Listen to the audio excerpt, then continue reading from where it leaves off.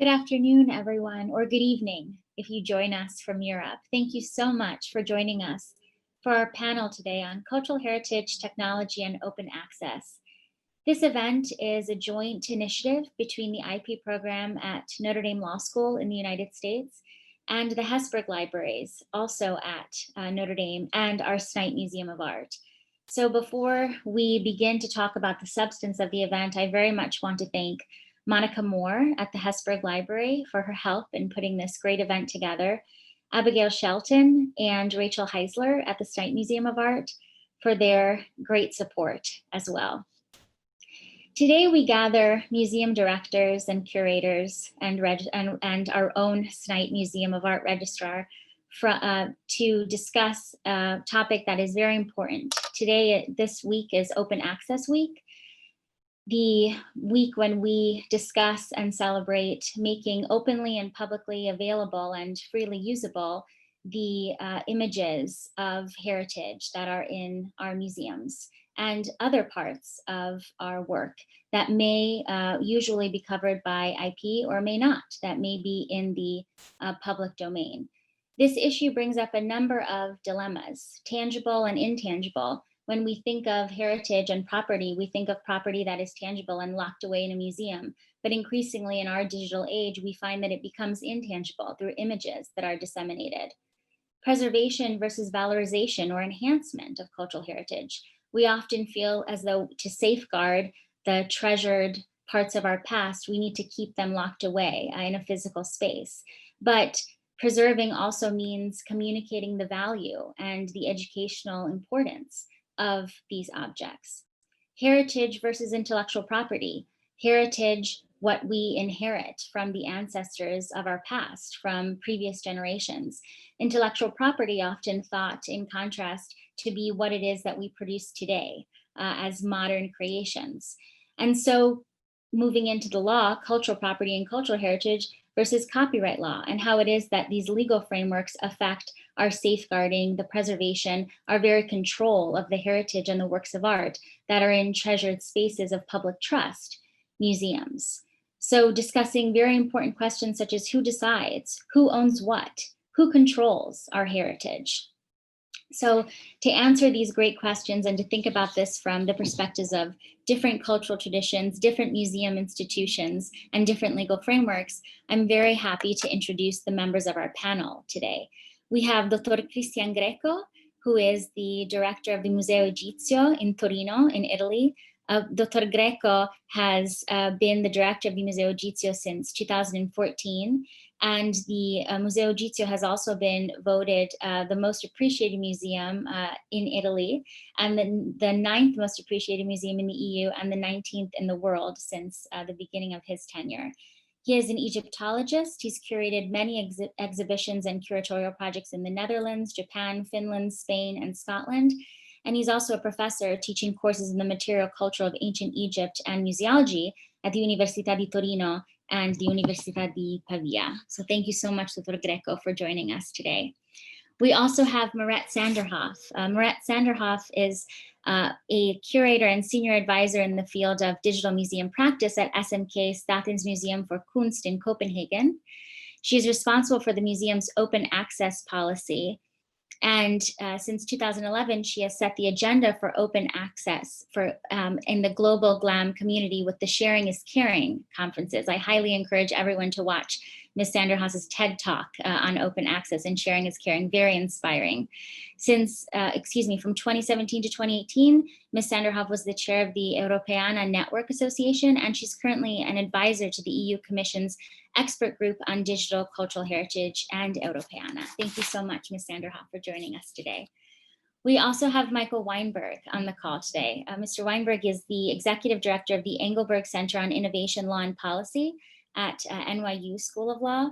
He served previously as the general counsel at Shapeways, where he also oversaw strategic partnerships and developed new business initiatives, including the Design with Shapeways, a services division, and he is currently the president of the board of the Open Source Hardware Association, and is very open access. And I also highly encourage everyone to view his 3D GLAM manual on NYU's website, which we'll also be discussing today. And last but certainly not least, we have Victoria Perdomo, who is our own registrar at the Snite Museum of Art at the University of Notre Dame.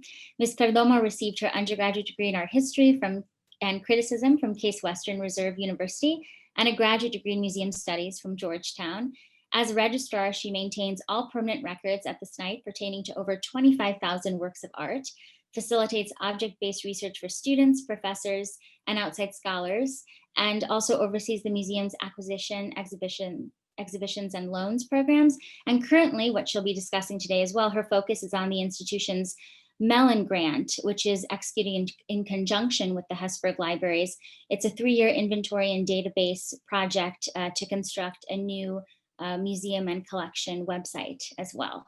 So thank you all so much to our great panelists for joining us. And without further ado, we will begin by learning about the open access policies of various institutions, which our panelists represent. And although we cannot travel to Europe in person, we will travel there virtually, and first to Copenhagen and to the SMK. And I'll turn it over to you, Ms. Sanderhoff. Thank you so much. Thank you for this wonderful opportunity to meet people out there in the world. Hey, there's a world out there. We tend to forget these days. It's really, really wonderful to be in this room with you. And I look forward to our conversation. I'm going to just give a very short introduction to the museum where I work. Do you all see my screen?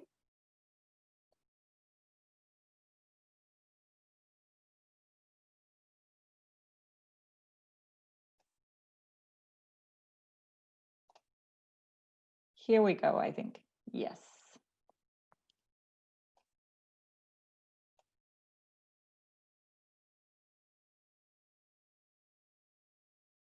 Great. This is SMK, the National Gallery of Denmark, where I work. It holds a vast collection of Western art from the Middle Ages to the present day of approximately 250,000 works. And a very important detail is that 2/3 of that collection is in the public domain, which gives us ample room to play with it. Our current strategy is called SMK for All. And in that strategy, we state, being the National Gallery and main art museum in Denmark, SMK carries an important responsibility towards the entire country and beyond. The vast collection of 700 years of art is common national property, and ideally everyone who lives in Denmark share a sense of ownership to this unique cultural heritage. And I would add everyone in the world. Since the early days of our digital endeavors, we've wanted to be a catalyst of users' creativity. And currently, the big project we're working on is called SMK Open, which deals with opening up SMK's digitized collections and knowledge for all to use and enjoy. And the core of that project is a new online collection, which, and this really makes my heart sing, it's called Open SMK DK. The way we're trying to bring our strategy into practice is trying to democratize the way you navigate this collection. So for instance, we've introduced search by color to enable everyone to browse the collection without having a specific art historical goal, or even maybe the art historical vocabulary to do a regular search like you're used to or you're brought up to. Here you can search in a very visual and intuitive way. Another thing we work with is creating keywords for all the works in the collection using artificial intelligence, machine learning. We've never had a big crew of art historians funded to sit down for 10 years and create keywords for all the works in the collection, but with a combination of image recognition software and different vocabularies, we've been able to teach the machines to recognize, for instance, cats in our artworks. Again, this is a way to democratize search so that people with many different kinds of interests can appreciate the collection. At the core of SMK Open is openness, obviously. And all artworks that are in the public domain in our collection are clearly marked with the public domain dedication from the Creative Commons toolbox. And we use this according to Danish copyright law because here any photograph is automatically protected for 50 years after it was made. So in order to waive the photographic right to the reproduction of the underlying public domain artwork, we can use this waiver legally to get rid of the rights and hand it over to you guys, the public. On our website, we try to make it clear that yes, you can download, share, Zoom, and all those kinds of things. And yes, the artworks are free to use. And the idea with the openness is that we realize that museum people don't necessarily get the best ideas how to use these collections. We are brought up with certain ideas. We wear kind of shades when we work with the collection. It makes us sharp, you can say, but it also leaves out many options. And by opening up our resource, we invite everyone to add their perspectives to the collection. And coming back to the Wilhelm Hammershøi painting that I just shared on the screen from our online collection, here's one of the things that people outside the institution did with that. A Finnish artist created a pop-up version of the painting with a light source that was motorized so that the light would change through the window, creating an illusion of day and nightfall. And here she is presenting her remix next to the original painting in our galleries, because we want to bring the openness that we envelop our collection, our digital collection in. We want to bring that to the visitors also of the physical museum, and make it clearly felt that this is a museum of the 21st century, where you are not only invited to enjoy passively looking at the collection, but also to use it as a resource for your ideas, your creativity. Another example of how we're working with opening up our collection is a collaboration with a volunteer community of excited 3D scanners in Scan the World. This is John Beck, who is the lead of that initiative. And as the name says, they want to scan all of the tangible heritage in 3D in the world and offer it up online. Our collection is there thanks to John's efforts. And it's being used for new creative purposes. For instance, this is a still from a music video by Fatan Kanan, a number called The North Wind, where suddenly our collection pops up in a whole new context. The final example I'm going to give is from a wonderful collaboration we had with Shapeways, thanks to Michael Weinberg, who's also on the panel today. Who invited us to do a collection jewelry design contest with their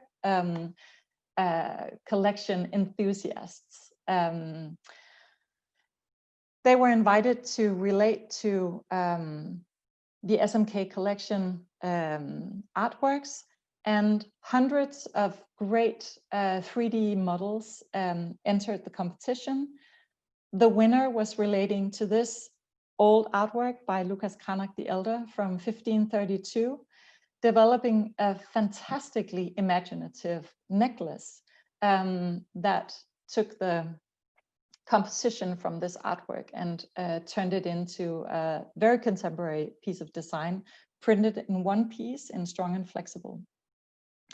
What we did to celebrate the creativity going on outside the museum, thanks to open access, was to try and bring it into the museum again, doing an exhibition in the main foyer of the museum, selling the winning jewelry designs in our store and online.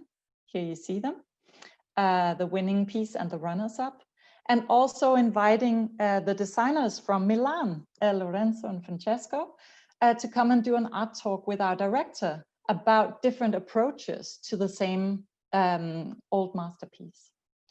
To sum up, what we're trying to achieve with our open access strategy is to find the sweet spot between our classical role as an institution for enlightenment and education, and the experience economy, and also between being a physical institution with physical works and a physical meeting space with the possibilities of digital. And this is all powered by open access. Thank you very much. Thank you so much, Ms. Sanderhoff. I particularly, of course, am enthusiastic to see the jewelry design inspired from the painting. What a great project.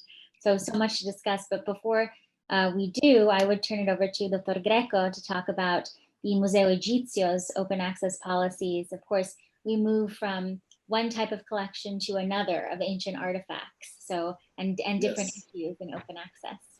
If I can, I will also share the screen, because then I can show some images. Do you see my screen? Yes. Let me see.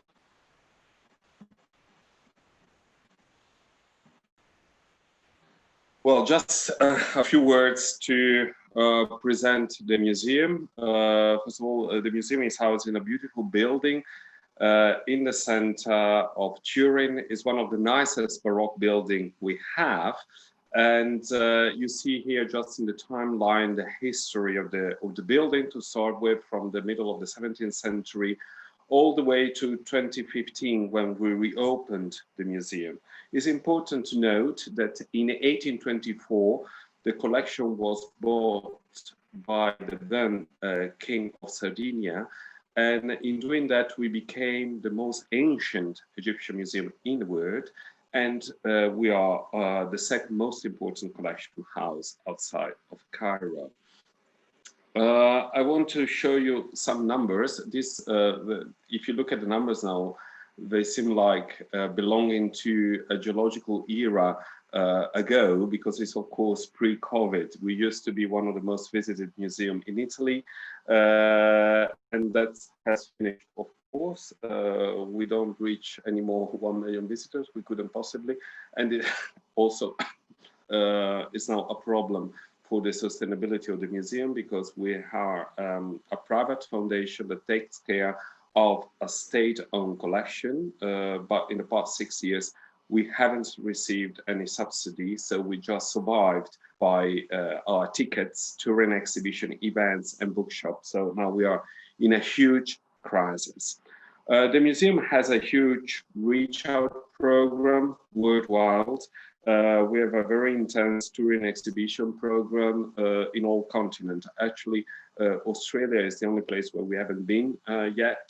We have been very successful in China. We are currently in the United States. We have been in Canada, and we just opened 2 weeks ago, despite COVID, an exhibition in Helsinki and Tallinn. So an exhibition which involves 3 European countries. And that's why we have various publications which have come out in different languages in the past years. I just would like to draw your attention to a program which we developed in 2018, starting to thinking, what is a museum? Is a museum a place of conservation, or is a museum a place of distraction? This program was called Statue Also Die. It was an exhibition, and we also earned a recognition of the European Council for what we did concerning the European cultural heritage in that year. I want to show you, to start with, the work of a Iranian-American artist, Morishina Alayari, who was so struck by the destruction of cultural heritage in the Near East. And she decided to do something about it, especially when she saw what was going on in Nimrud. She went to the Oriental Institute in Chicago. She looked at the digging diaries. She looked at all the publication and the photographs, and she reconstructed exactly the objects. Those objects had been lost. And then she did a 3D model and printed them out in resin. If you look very careful, though, you would see that inside the statue, for instance, there is a black spot. This black spot is a USB stick that contains the so-called biography of the objects. What does it have? All the digging diary, all the first photographs, the photos of excavations, all the scientific publication, and the moment of destruction. And this is quite important in what is also a little bit of the base of our strategy concerning digitization, sharing of information in order to get to know better and to develop the knowledge of the biography of the object. In the same show, we invited an artist, a Lebanese artist, Ali Sherry, to reflect with us about the role of museum. His piece of work is this light table where you see artworks, all legally bought in the market in the past 2 years. There are objects coming from Italy, Greece, Asia, Cyprus, Egypt, Asia Minor. And then you see there is this eagle on the table. In his view, the eagle represents the West, bring out all this antiquity to our museums. And the light table represents the objects without a context. How object in the museum, well, in one sense is preserved, in the other sense is completely detached by the landscape. So if you want, the museum annihilate the landscape, the connection of the object with how the architectonical structure was found in and the landscape where it was. And sometimes it's very painful to look at example in one ounce collection. This is one of our most beautiful fragment of coffin we have, belonging to a priest, Jetotiuf Ankh. It's very nice because of this inlay that we see. Actually, we teach hieroglyphs to children with a replica of this, where children can take out the hieroglyphs and put it back in.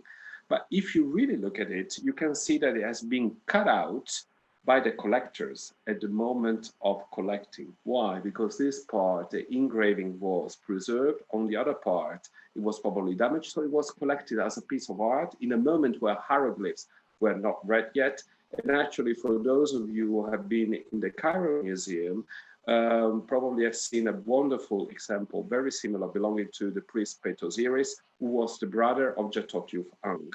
What I would like to say here is how the museum can also become a place of destruction, because part of the coffin was destroyed because of what a colleague in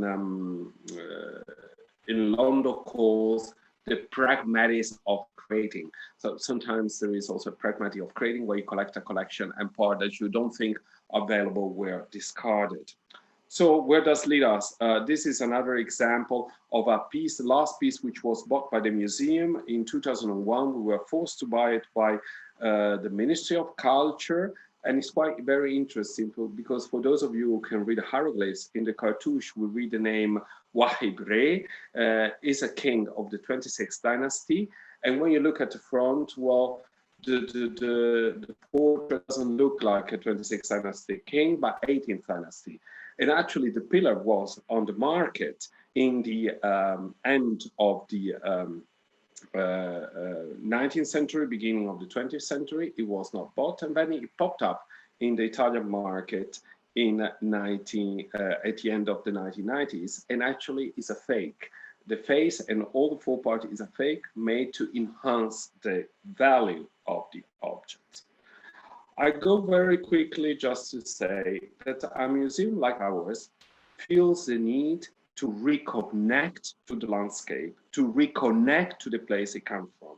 A museum formed in the 19th century, like in the era of the consuls, as we call it, is a victim in itself of what we call the disjecta membra, of the fact that objects have been scattered all over Europe and the United States, and we need to go back to the field and excavate in order to reconnect the object, and also in order to give back at least the data to our Egyptian colleagues. There is a lot of discussion, as you know, nowadays about restitution, but we always stop on the object level. We never think about sharing information. How many objects have just a piece in our museum and some pieces somewhere else?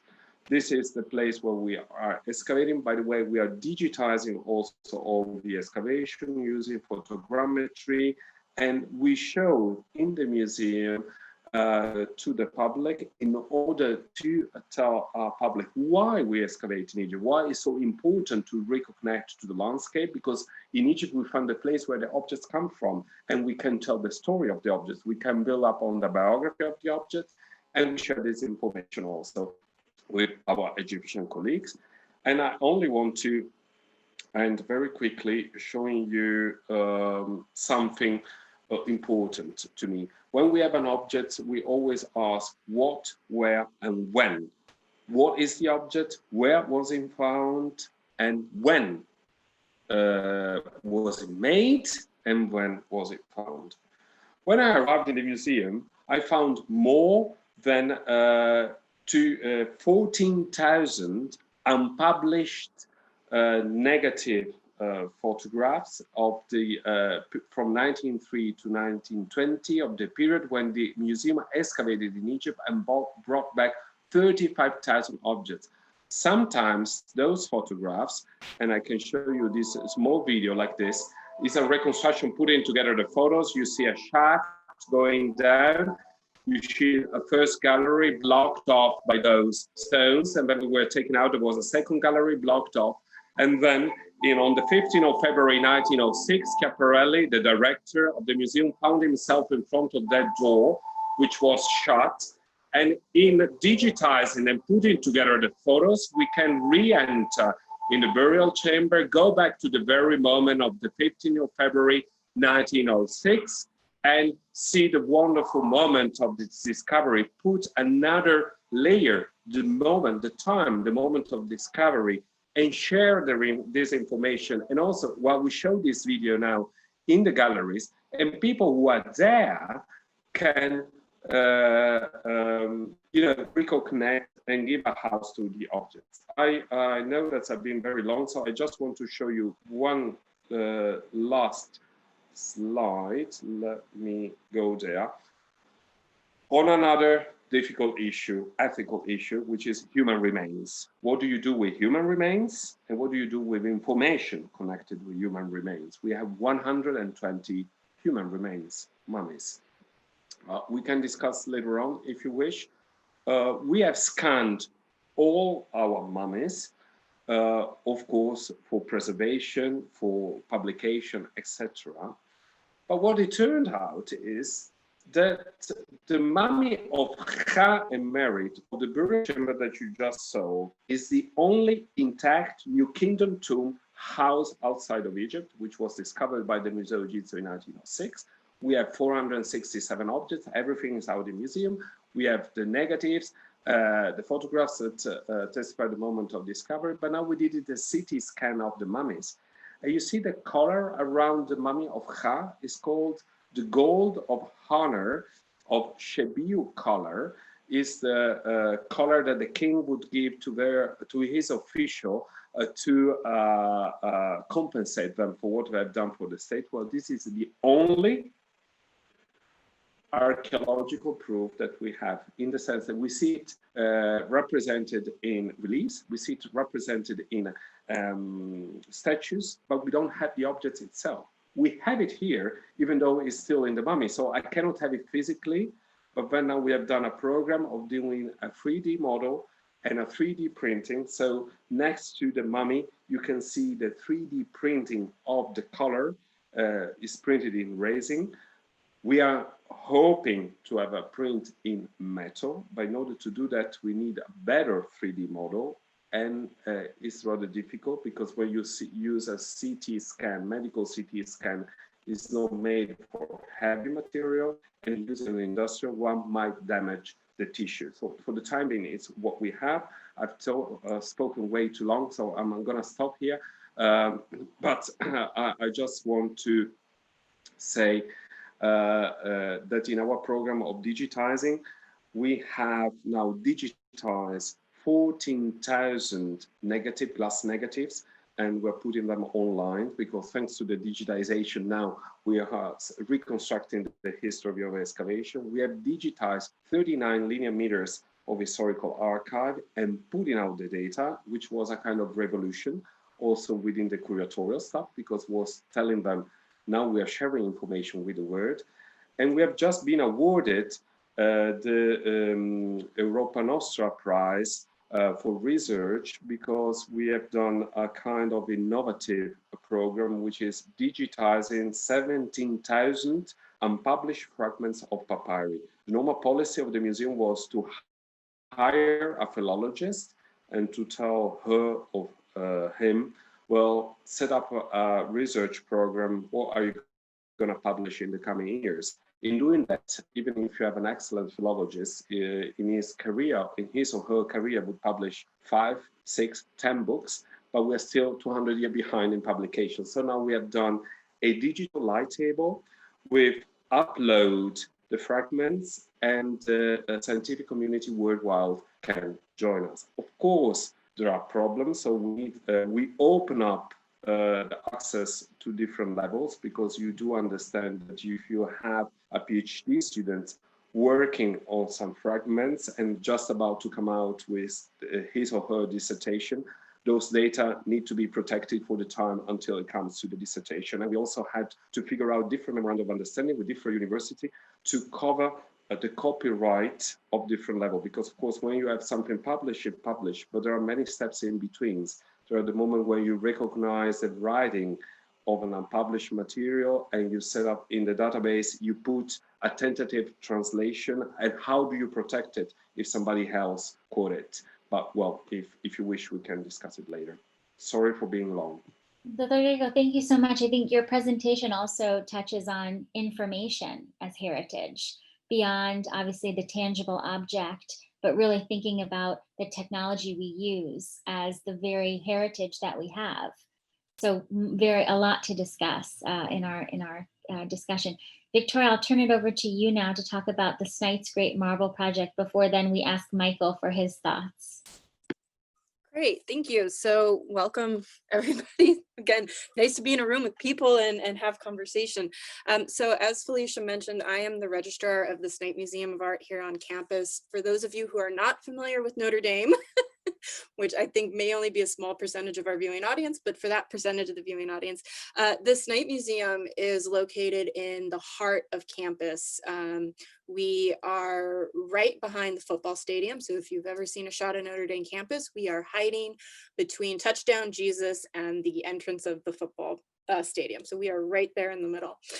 The University of Notre Dame has actually collected and had cultural heritage collections on and off since 1890. And we still currently have several, in addition to the Snipe Museum of Art, there is the Medieval Institute at Hesburgh Libraries. There's the Rare Books and Special Collections at Hesburgh Libraries. There's the University of Notre Dame Archives, which collects a wide breadth and width, and they are also a partner in the Marble Project. And some of the issues they have complicate the project, which we can talk about. But we also have a Museum of Biodiversity at Jordan Hall, which collects specimens. And so the range of cultural heritage on campus is quite vast. And we are one of those pillars that supports learning and education.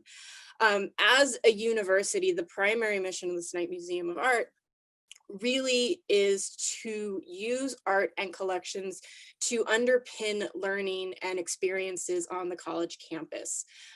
We fundamentally believe, and it's in our mission, that art really rounds out and fulfills the life experience through learning and dialogue and community. And so that is everything that we believe and we do in person, in our museum, in our physical space. But of course, physical space has limitations. Our building is small, and we can only show about 3 to 5% of our collection at any one time. So that's only about 900 objects are ever on view in our galleries. And as Felicia mentioned at the start, our collection ranges close to 28,000. And it spans centuries, and it spans media, and it spans different demographics. So for many, many years, the Snite's collection has kind of been this small little secret held within the arts community and the scholars community and the research community. And only recently in the last couple of years has sort of spilled out from there. And one of the reasons why it's starting to come out more is we've really taken to heart this idea that, you know, art is fundamental to learning, and we want to push our collections out in a way that is meaningful and accessible to everybody in our community. So when I say our community, it's not just the students and faculty at Notre Dame. It's not just the alumni of Notre Dame. We also service the South Bend, Mishawaka, and Elkhart communities, which are right next to campus. And we do a very robust K through 12 program. We have school kids in here, well, not now, but we used to have school kids in here every day and experiencing art for the first time. Our education department does a wonderful apprentice program over the summer. And so thinking about all of that, we wrote a grant in conjunction with Hesburgh Libraries, in specifically the Rare Books and Special Collections Department and the University Archives, to create an interdisciplinary open source website that will be searchable for all 3 of our collections.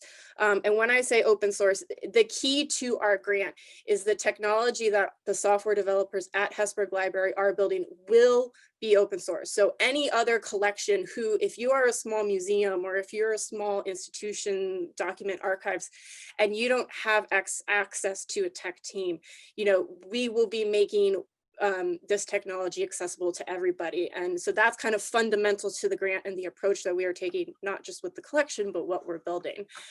So I will share my screen and we can you can get a preview of what this website looks like. So this is Marble, Museums, Archives, Rare Books, and Library Exploration here at Notre Dame.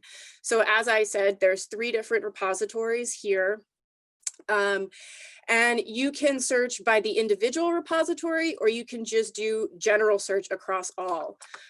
So, you know, we have handy dates. And again, this is our beta version. So we're still working out some kinks and whatnot as we go through. But what we really wanted to do was fundamentally enhance the experience of scholars, professors, and students who sometimes in research are stymied by, I have to go search the library website, and then I have to go search the museum website, and then I have to go search the archives, and wanting one place to do all this together. So this is just an example of how we are bringing this all together. If we go to campus location. So there it is. Okay. So this, again, we've just started loading objects in. So this is all just a test, but this is, you know, we want to put our whole collection on here. Again, this is an ongoing process that will take us years and years. And again, because we're an acquiring institution, we will probably never reach 100% capacity. But if we could get to 80% or something like that, we would be very happy with what we can get out there for everybody to study. But this is an example of one of our medieval sculptures that is currently on view in our gallery. And so you can kind of get an idea of the kind of information that you will find on this website. So one of the hurdles we've dealt with in this project is really how museums catalog is different from how libraries catalog to how archives catalog.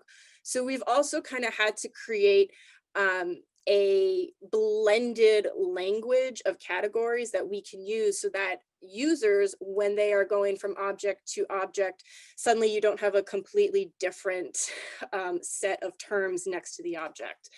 But so you can see this is sort of, again, we are in the preliminary stages. So right now,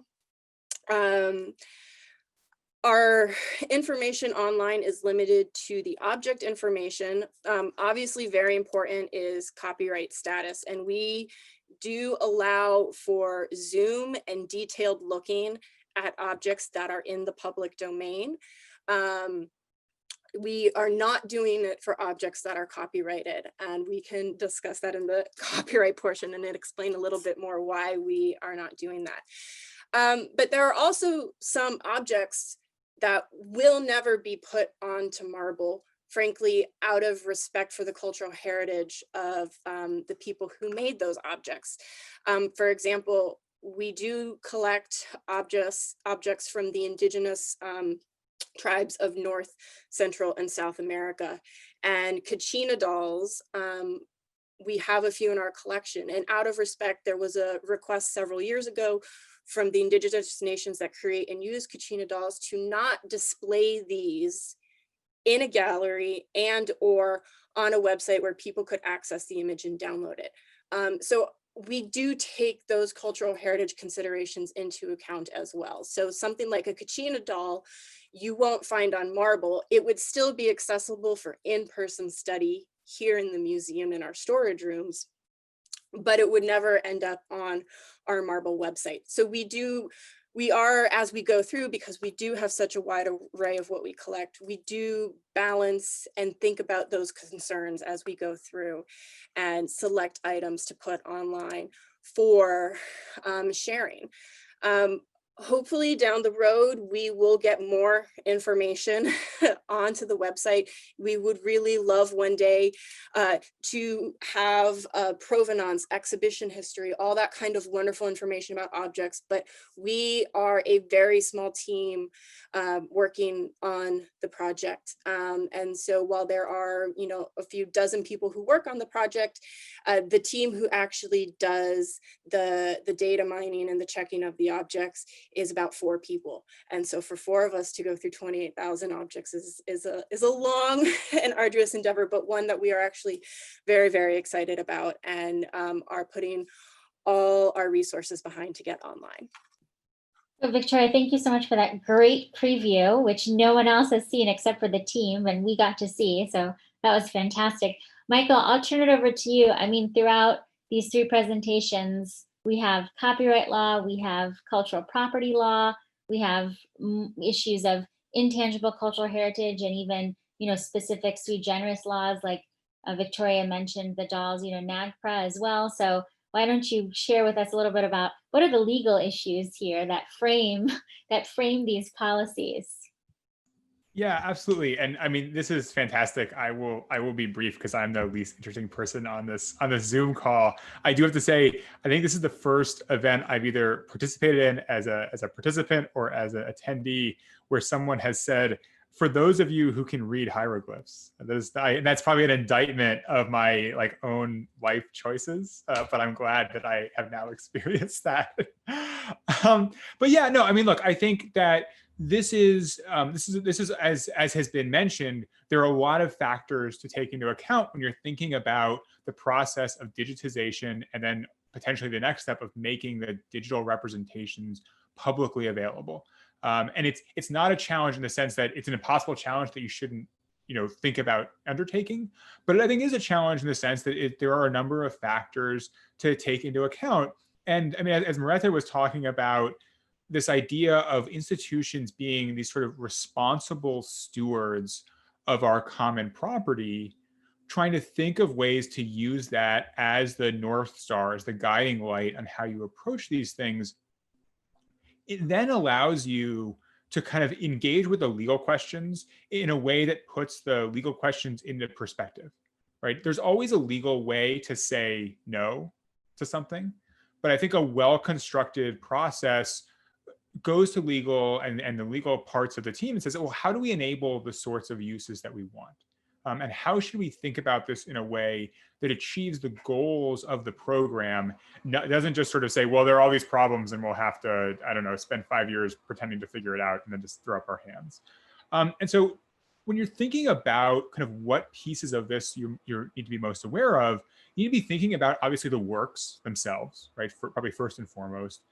Think about the digital reproductions you are making about the works and how copyright is probably going to be potentially part of that conversation. As we've heard a couple of times, thinking about the metadata. I think it's easy, especially as sort of a non-professional, non-museum professional, to overlook the metadata part of it. But the metadata is really important. And so think about both how you're going to make it available kind of technically, but also legally, how you're going to make it available. And then all of these non-copyright concerns, right? Copyright's the most obvious piece of it, but there are overlapping rights. There are other, national rights. Understanding how an international audience and different nations' copyright laws might interact with how your collection is dealt with. I mean, Merete, I think, pointed out how they use CC0 because under Danish law they have a right in it. But that's not necessarily true in other places. So if you were to use a different license that created obligations on users, that obligation may not be legally enforceable. And then the last piece of this really is this, I think it's a non-legal layer of cultural sensitivity and awareness. And we heard this with the indigenous communities. One of the programs that we are now very excited to be associated with at the Engelberg Center, that I will put a plug in because I love them, is the TK Labels project that the local context team is putting together. And that's a set of standardized labels to help people understand contexts where the work came from. Things like, this is a work that is usually only used seasonally, right? It's only used in the winter and really isn't engaged with in the summer, or is only used by some parts of the community, not as a legal obligation on users, but to bring that additional information to users. So all of these are part of what is really worth thinking about as you think through how to do this process in a way that's going to achieve your goals, not just sort of turn up all of the possible things that could be problematic. So one of the things that comes to mind, Michael, after you laid out so well the different laws that apply, is obviously individual concerns about the object in light of different legal regimes and how it is that in institutions you actually parse that. So Merete, I might turn to you to answer this question as a first matter, because Dr. Greco talked about human remains, obviously, in the Museo Egizo, and the heritage duties we have with that, and legal obligations as well, right? Obviously in Italy we also have the extensive code of cultural property that for objects that belong to the state under Article 107 and 108, technically you should be asking for permission from the state institution that holds that work to reproduce it, which is of course very opposite to how we usually think of works of heritage being in the public domain. And I know Michael and I have spoken a lot about this issue. So just to say, Merete, how is it that in your institution, because you are so open access, is there ever an instance where maybe even because of a donation agreement from a contractual standpoint, you find yourself having to really parse, what law applies here and how should I go about making this open? Actually, we've never bumped into a problem like that. I think also, Denmark is a country where a collection like ours has effectively been handed over to the public with not many private clause on it. Because Denmark was turned into a democracy in 1848. The king handed over the keys in recognition of the revolutions that had happened in other European countries, and he didn't want his head on the block. So it was pretty sensible, I think. And since then, the national collection has been national property on, contractually. And of course, there has been private donors, but the whole mentality of a national gallery in Denmark is very publicly owned. So to us,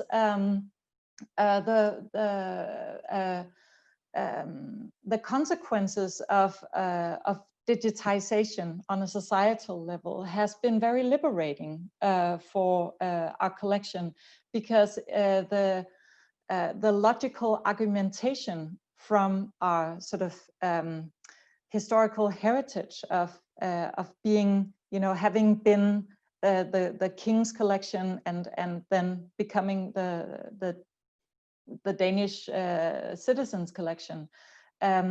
There's a very logical step then once we digitize in endless copies that we can share with no repercussions on the original to open up to the public domain. And then also because it's a strictly Western art collection. That just leaves a lot of the problems out of the question that I completely appreciate many colleague institutions are dealing with. Dr. Greco, have you encountered, I'm fascinated to hear how, Ms. Sanderhoff's, the SMK collection is so open and has this, because you mentioned in your presentation the dichotomy also between public and private, which is a hallmark, I would say, of Italian cultural property law and cultural heritage generally. Might you speak a little bit to how you've encountered that at the Museo Egizo? Yes, and I would like to take the point from where Merete just said, because actually we have been able to do what we have been able to do at the Museo Egizo because we are private, even if it sounds absurd, because we are the first experiment in Italy of a private foundation participated by the Ministry of Culture, but open also to other stakeholders that take care of a public collection. This was implemented in Italy in 2001, thanks to a law that allowed that, and our foundation started in 2004. So our museum, the foundation, substituted the public soprintendenza that was substituted by the Fondazione Museo Egizo. Well, at that moment, the ministry signed a contract for 30 years with us, inputting some rules of how we should manage the collection. Of course, the safeguarding of the collection remained in the hand of the state, which means that every time I do a conservation project, every time I even open a showcase and move objects from one part to another, I have to inform the local office of the ministry, and they can come and check. Actually, we have done now in a very nice way, because when I arrived, it was like that, and now, which was kind of absurd. And when we set up an annual program of conservation, of joint projects, so actually they're not coming to check, but we are working together. Even though from a law point of view, every time I need to do a touring exhibition or whatever, I have to inform 4 months in advance the local office, that then has to inform the general director in Rome, and only if I'm authorized, then I can, for instance, give an object on loan. Which, if you want, is not very different in other institutions, because if you know the British Museum, you need 9 months to ask for a loan 9 months in advance. So for us, it's 4 months. And normally, I don't tell colleagues, especially abroad, of how the process is, because they would not understand. I will tell them, we start the process, and you need to have your request 4 months in advance. But besides that, on that, the museum, the ministry said, since we have to take care of the collection and of the building, and since in the agreement there was not money transfer, a yearly money transfer for the ministry, but then in return we could keep for us, of course, all the revenues that we had, including copyright. So it was in our power to decide to not ask copyright anymore. So we were eased, if you want, because we were not public. Then, of course, even the Ministry of Culture in 2015, the Superior Council of Cultural Heritage said that we should not ask copyright for scientific purpose. We should open up and have open access, but I was even before. And head of cabinet, the nowadays head of cabinet of the Ministry of Culture, Professor Lorenzo Casini, at one point even called me to ask, because I decided not to ask copyright, not even for private parties. My inspiration was Wim Pijbes, the director of the Rijksmuseum in Amsterdam, who in 2006 in a seminal lecture said, I will not ask copyright. If Hermes comes and they ask to reproduce the Night Watch, I will be so grateful because they're doing free publicity for me. And actually, I was living in the Netherlands at that time, and I remember that the milk company Campina had an agreement with the Rijksmuseum, and so you could have breakfast in the morning watching the Night Watch of Rembrandt, and that was also free of charge because, of course, it spread out the knowledge of the collection. So I'm not asking even copyright, not even for private or commercial or things. I do not apply copyright 0 but copyright 1. I ask, well, if I want just to mention the museum, to write Museo Egizo, because I want the name to be spread and to be known. And so I could turn around it. There is, though, for a collection, Merete was saying, you have a Western collection. Well, of course, I have not. I feel in debt with Egypt because there is a legal issue, of course. The collection belongs to the Italian people, but there is also an ethical issue. I always say the Italian Ministry of Culture, I have two ministries of culture because all the time I have also to refer to the Egyptian Ministry of Antiquities, which is my legitimate, if you want, ministry. I'm also counselor, scientific advisory counselor of the Ministry of Antiquities in Egypt. And for me, His Excellency Khaled El-Anani is the person I refer to because I'm dealing with a cultural heritage that belongs ethically to Egypt. And there is also that issue. When I talked about the Disiecta membrane and the sharing of information is so important in this moment where we are trying to put forward finally a post-colonial archaeology, or to forget altogether colonialism. And we're talking about giving back objects, but what about sharing information, sharing our archive, sharing what you were saying, the intangible knowledge, which is also 200 years of research that has been done in different institutions, and is the only way to compose again burial goods that have been scattered all over Europe and all over the world. So fascinating, and especially the two, the two masters, if you will, in your collection as well. So I'd ask the audience if you have any questions. We have a Q&A function that you can use at the bottom of your screen. And as we wait for questions from the audience, I would ask all of our panelists, what do you think the future of open access is now, especially? I mean, obviously we are still in a global pandemic. We still have restrictions on our movement. We still cannot visit museums as we would like. I imagined myself this morning kind of in a chilly museum gallery in Italy with my scarf around and had a pang of melancholy because I couldn't, have that experience. So just to say we are really separated in a great deal from treasured pieces of our heritage. And so it is even more important to go digital, as it were, now. What do you see the future of open access for your institutions, as we're still in this, of course, very uncertain and challenging time? Victoria, maybe you might answer that first, and then we'll have Merete and Dr. Greco add. So I would say for definitely for the Snipe Museum, you know, we were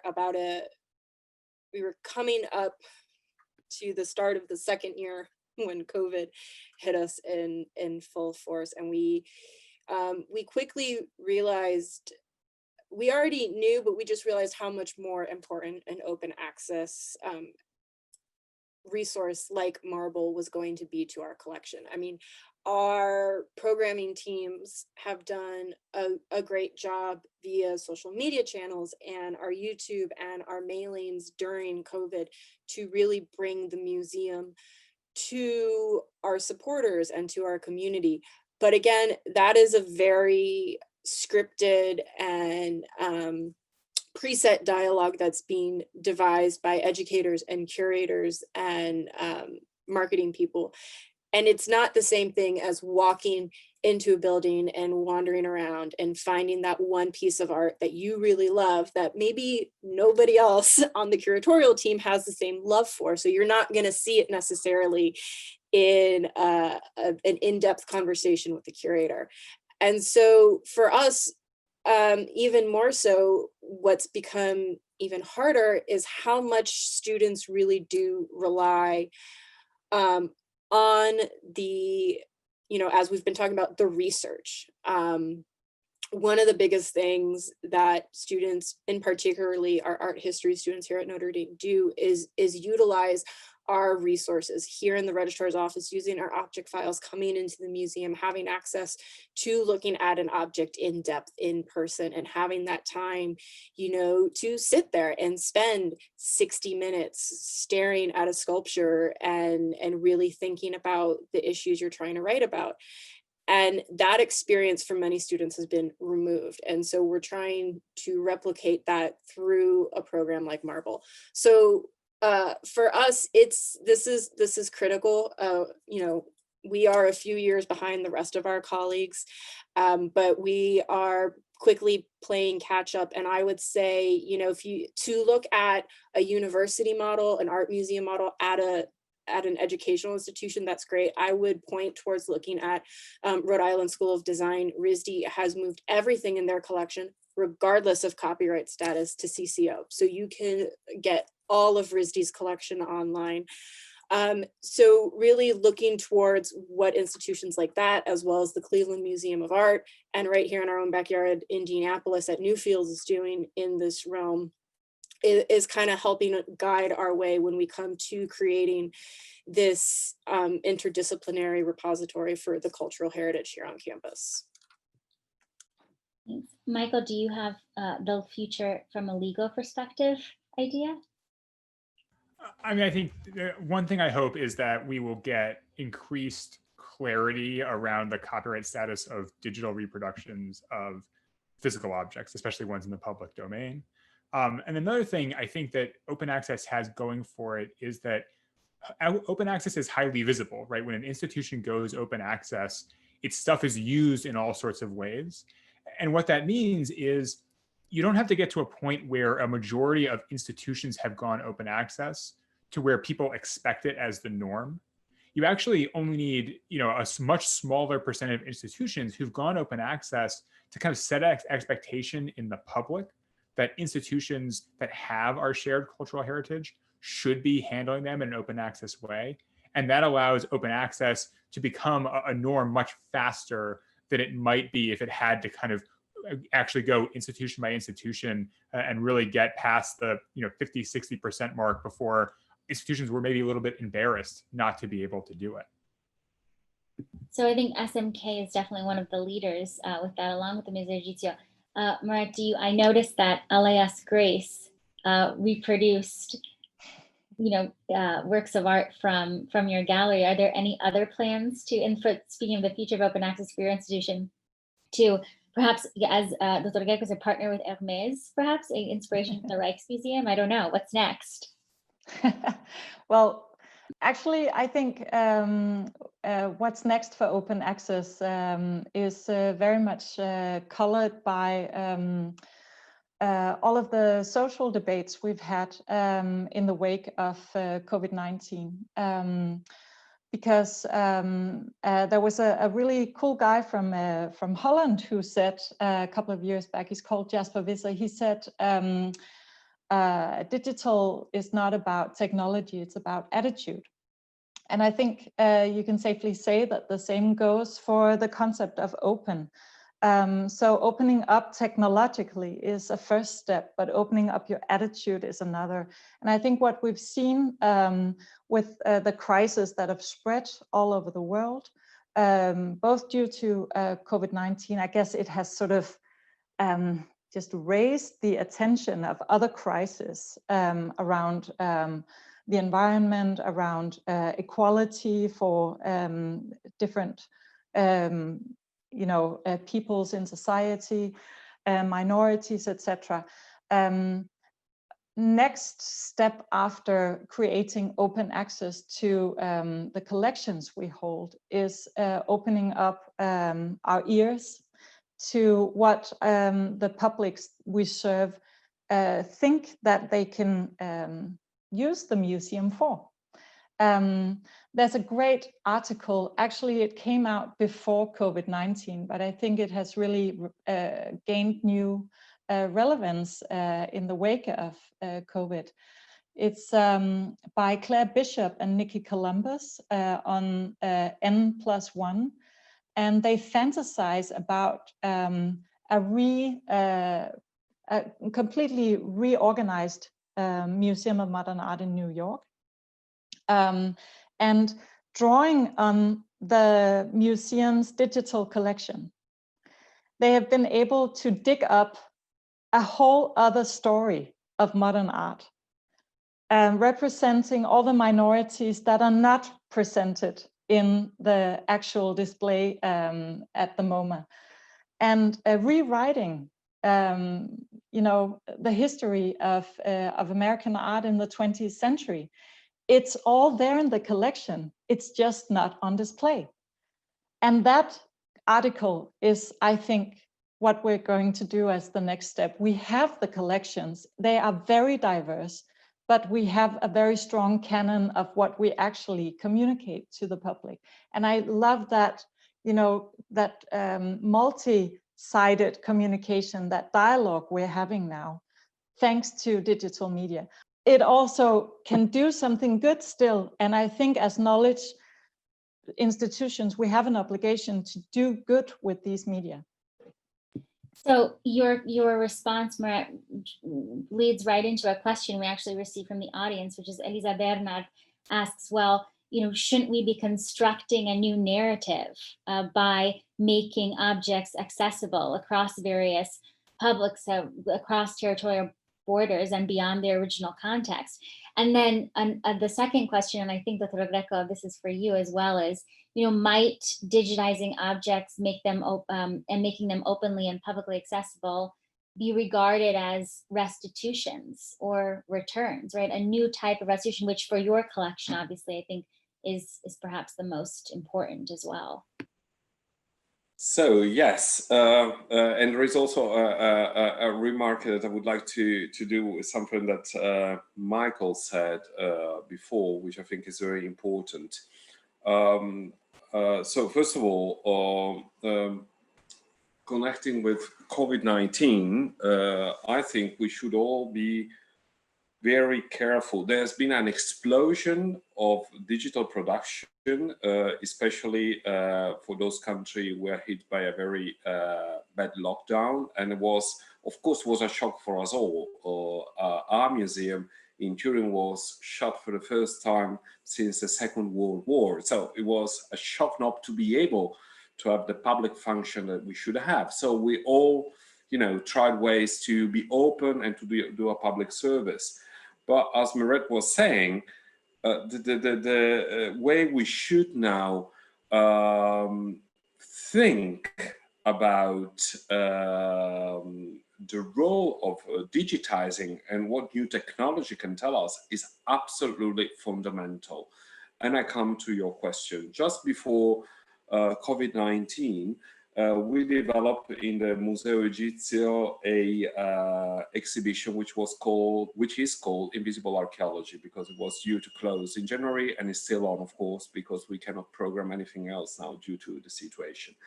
Our museum is absolutely analogical. We don't have touch screen, we don't have anything digital. This exhibition is rather digital. There are only 35 objects and then panels and screens, and we worked 4 years to make this exhibition. And the idea was, why a museum spends a lot of money on research, and research is the only thing that is not shared with the public.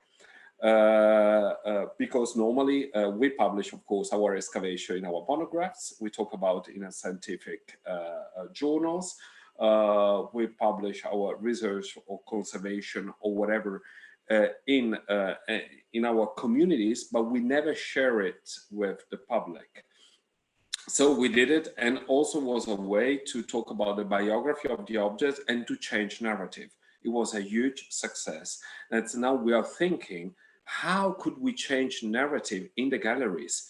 Because of course I can exhibit my objects in many different ways. I can tell, like I do now, a very traditional, chronological, a topographical explanation of the Egyptian material culture, or I can try to explain the biography of every object, how to reconnect it to the landscape, having an archaeological walk through Thebes in the 18th dynasty.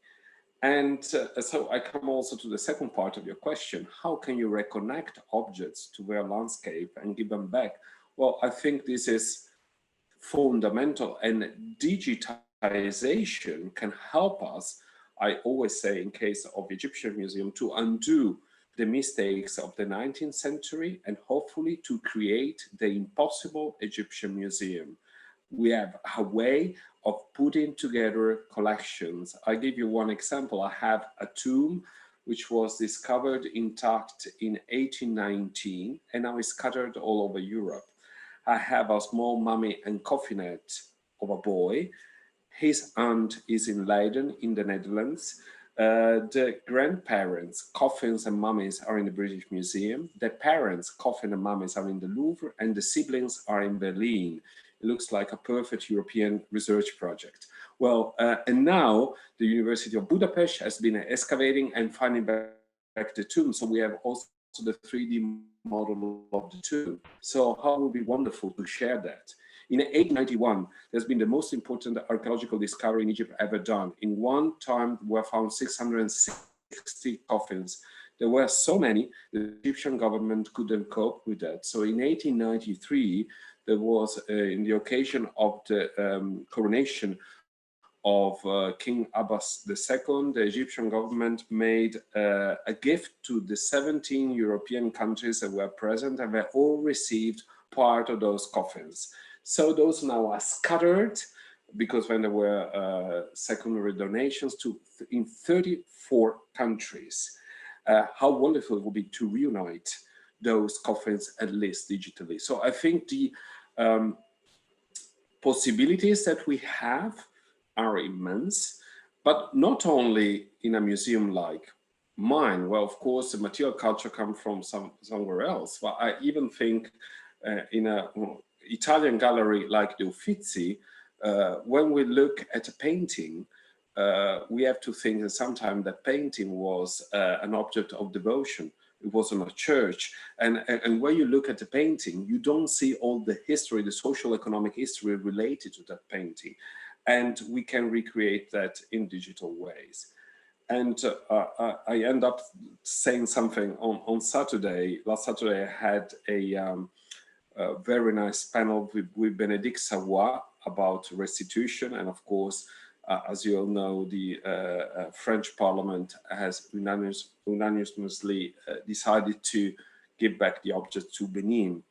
And she was, of course, asking me, what do you think about objects? And I kept saying, and I really believe in that of course, when object has been taken out of the country in an illegal way, there is no other solution than restitution. That's, of course, it's like that. but we have to go further than the object level. Beside the object level, there are this connection. We have to share information because otherwise we go nowhere. And what Michael was saying before is also very important. We shouldn't forget metadata.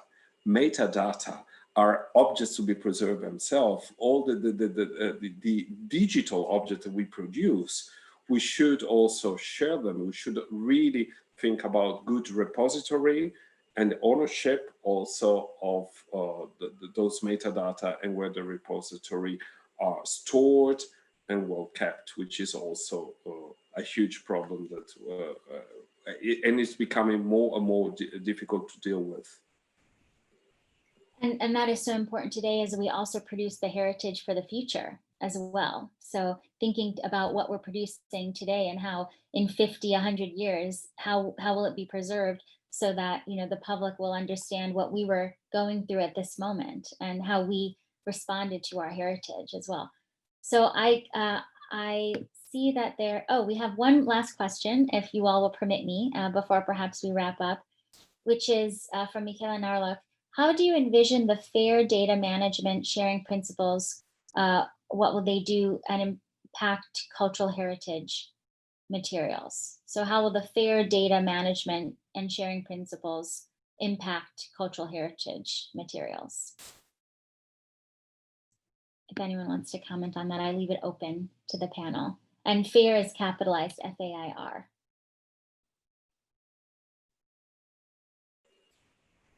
I think, if I may, that it will enhance the knowledge to start with of the materiality of the material culture, and will also enhance the curiosity and possibly the engagement of the community, enhance also the audience to museums. It has happened already, because in 1838, François Arago announced in the Académie Française that the photography was invented. And photography has developed more than ever before the knowledge that we have of the material culture worldwide, and it also has enhanced mass tourism and the willingness to see then in reality the objects. We have seen, for instance, a wonderful program that Oriental Institute of Chicago has done, putting online free for download, were wonderful epigraphic publications, and there was a lot of resistance at the beginning because people thought this might stop the acquisition, the sale of the books themselves, the material books, but it was exactly the contrary. More books were sold. And I think we have to go also further than this fair. Sometimes I discuss with Egyptian colleagues that they are so afraid that we do 3D models because they say, well, then people will not come to visit Egypt anymore. And I'm absolutely convinced that it's absolutely the contrary. Sharing knowledge can only be positive. Mm. If I may also comment on the FAIR principles, I think it lies in the word, in the acronym, that if we implement a fair way of dealing with what is in reality a common property of society, I think it will enhance the sense of relevance of our institutions. That's always been my the logic for me is in a digital age, we become more relevant the more we share the holdings that we have, because then it enters the daily lives of people outside the thick institutional walls, and that can only be to the benefit of the future of our obligation of caring for these holdings. Yes, and on that very inspirational note, I think that we will end our great discussion today. I really want to thank all of you. This has been such a wonderfully insightful conversation about the different cultural traditions we each operate in, the different legal traditions, how we have common principles across boundaries and transnationally when we think about how we deal with our heritage, what is the legal, but also more importantly, the ethical responsibilities we have. So thank you all so much for such a great conversation today, for our students and for our Notre Dame community and for our many colleagues around the world who joined us today. Thank you very much.